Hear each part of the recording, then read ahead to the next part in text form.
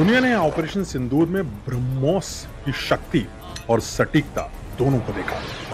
आपको पता है ब्रह्मोस एक सुपरसोनिक क्रूज मिसाइल है और जिसने पाकिस्तान की रातों की नींद उड़ा दी। देखते ही देखते उसके कई एयरबेस को ब्रह्मोस ने तबाह कर दिया। पाकिस्तान को पता भी नहीं चला व्हाट हिट देम।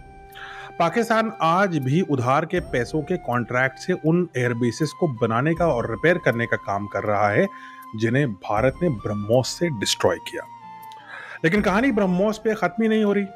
अब भारत बना रहा है कुछ और भी शक्तिशाली, सटीक और काफी खतरनाक, कुछ ऐसा जो युद्ध के तरीके को पूरी तरीके से बदल देगा। और मैं बात कर रहा हूं ET LDHCM की। LDHCM यानी extended trajectory long duration hypersonic cruise missile. ये भारत की एक और हाइपरसोनिक मिसाइल है। अगर हम ब्रह्मोस और LDHCM की तुलना करें तो LDHCM मैक 8 की उड़ान पर उड़ती है, यानी ब्रह्मोस की रफ्तार जहां लगभग 3700 किलोमीटर प्रति घंटा है, LDHCM की रफ्तार 11,000 किलोमीटर प्रति घंटा होगी। यानी कि भारत अगर इसी वक्त अमृतसर से LDHCM इस्लामाबाद की तरफ छोड़ता तो इस वीडियो के खत्म होते होते तक इस्लामाबाद तबाह हो चुका होता। LDHCM की रेंज है 1,500 किलोमीटर, जो ब्रह्मोस की 500 किलोमीटर की रेंज से 3 गुना ज्यादा होगी।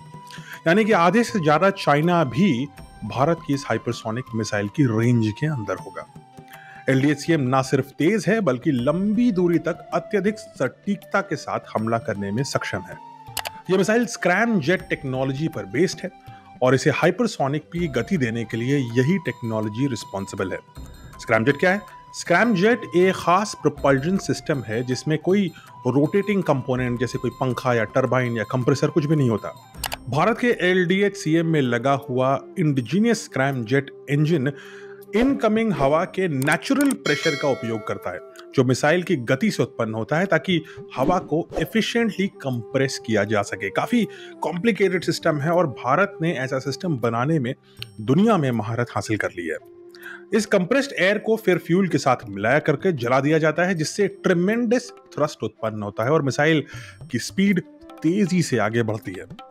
LDHCM को भूमि, समुद्र और वायु तीनों प्लेटफॉर्म से लॉन्च किया जा सकता है, जैसे कि सुखोई 30 MKI और डसॉ राफेल जैसे फाइटर जेट से भी हम इसे लॉन्च कर सकते हैं। LDHCM न्यूक्लियर केपेबल है, यानी न्यूक्लियर बॉम्ब को भी डिलीवर कर सकती है। LDHCM का डेवलपमेंट प्रोजेक्ट विष्णु के तहत किया जा रहा है और भारत के DRDO इसे सिर्फ भारतीय कंपनियों के साथ मिलकर के ही बनाएंगे और तेजी से इस काम में आगे बढ़ रहे हैं। आज केवल दुनिया में कुछ ही देश हैं जिनके पास हाइपरसोनिक मिसाइल्स हैं, अमेरिका, रूस और चाइना। और अब भारत इस एलीट क्लब में 2 अलग अलग मिसाइल्स के साथ शामिल होगा, LDHCM और ऑफ कोर्स ब्रह्मोस का नेक्स्ट वर्जन ब्रह्मोस 2। LDHCM की मिसाइल 14 जुलाई 2025 को सफलतापूर्वक टेस्ट करी गई थी और इसने अपनी सटीकता और हाइपरसोनिक कैपेबिलिटी दोनों को ही स्थापित कर दिया है, सिद्ध कर दिया है।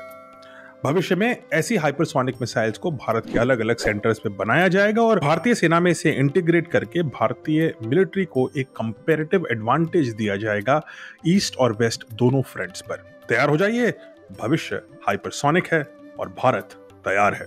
जय हिंद।